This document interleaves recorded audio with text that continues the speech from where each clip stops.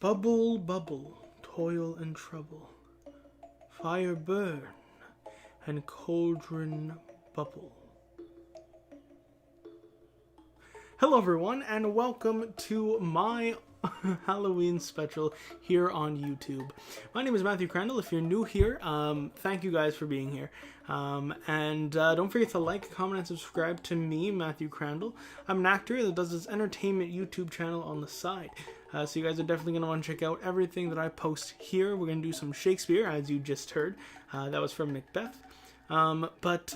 Yes, we're going to be doing some amazing stuff coming up. We also host a podcast titled Little Thespian Podcast, of which I have guests come on and we talk all things theater, all things acting, and all things great that's happening in their lives during this very dark time. However, today is our Halloween special. So we're going to be talking about a couple of things, but before I hop into them, I want to give a special shout out to Samara O'Gorman, the lovely Samara O'Gorman, of which gave me the thought process to do this video, and just helped with ideas and whatnot. So thank you so much, Sam, and I hope you have a very happy Halloween. Alright, so without further ado, let's hop in to 10 scariest plays and scenes. Also, we're going to be talking about some creepy stories that come into effect in my life and have happened over the years to many people. And we're also going to be talking about some crazy stuff that tends to happen in the theater. So, first of all, I'm going to bring it down not to 10 plays, because there's plays, there's musicals, there's all sorts of stuff that I'm just going to shout out. I'm not going to rate them or anything. I'm just going to shout out a couple of ones that I suggest you might want to look out for either next Halloween or today. Scariest plays, one of them is Macbeth for sure. Also, just to go off of that right away, Macbeth is almost seen as haunted. It's like the haunted play almost, and even saying it when you're in a show and in the theater space is like very bad luck, and it has some creepy juju to it, where you just you have to spin and spit out of the theater and then come back in to kind of get rid of the devil or get rid of the ghost that's there, which is very creepy. Also, what you just heard beforehand was a speech from Macbeth, of which they believe why it's partially cursed because of the witches in the play, and it's full of blood. It's full of some very dark meanings and dark things that happen in the play and just in Shakespeare's life. But we'll get to that on Shakespeare Sit Downs, which I want to say to you guys will be coming in November. So guys, definitely look out for that on my Instagram. Also, I'm going to throw in some musicals here. So there's actually horror movie genres that are associated with Halloween, obviously. So that becomes Carrie, Evil Dead, Little Shop of Horrors. There are several, but those are three that I definitely want you to check out. Also, Sweeney Todd, which is very creepy and whatnot. I'm also going to throw in another Shakespeare here, which is Titus Andronicus, which is very, very similar to Sweeney Todd in a way, where he bakes, if you guys know what I'm talking about.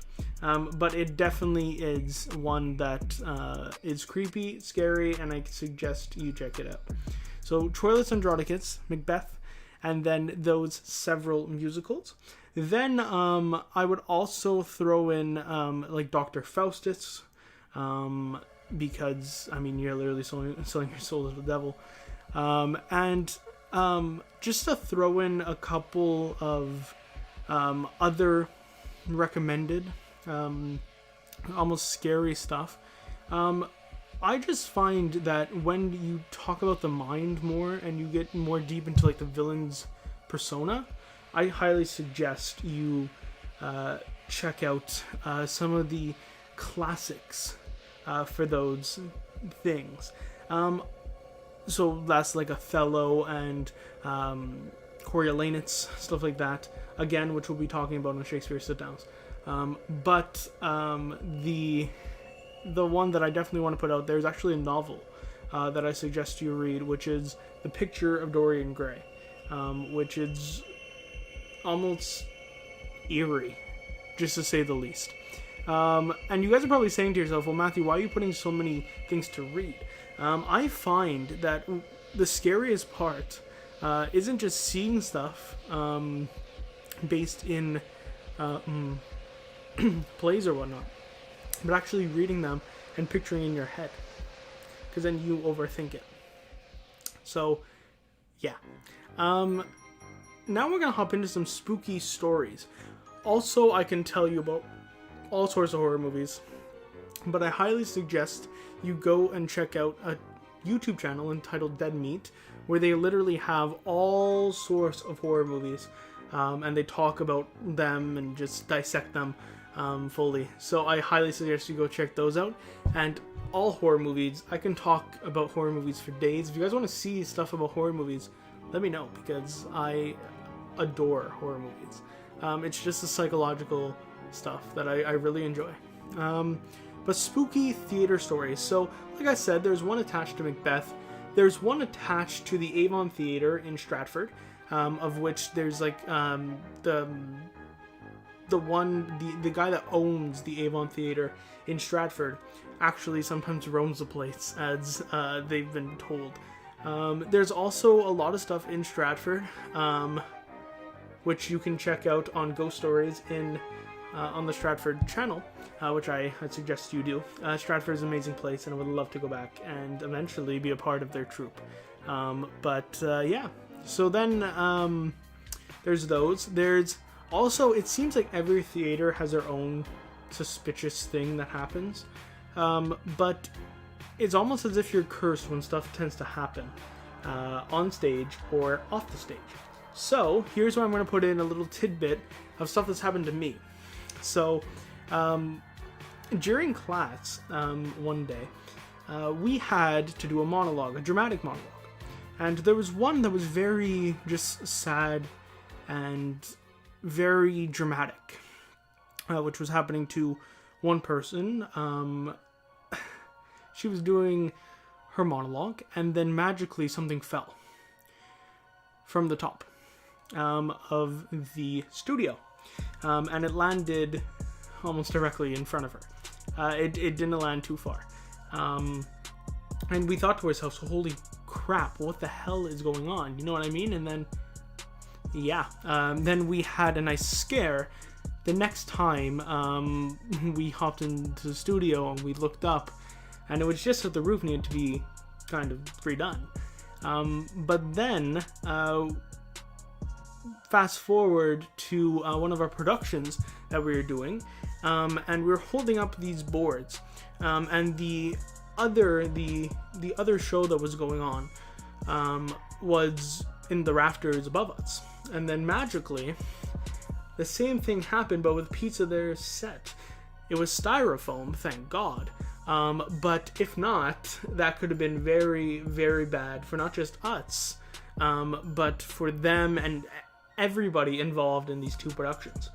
And it makes you think, because this is all in the theater that this tends to happen, right?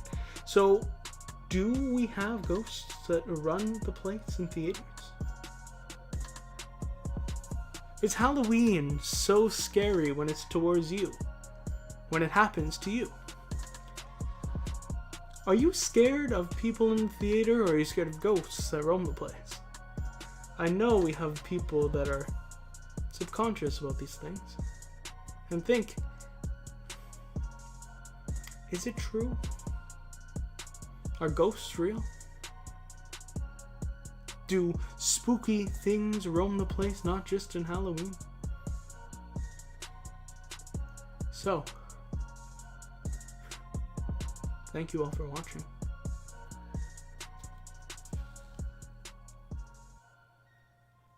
And break a leg.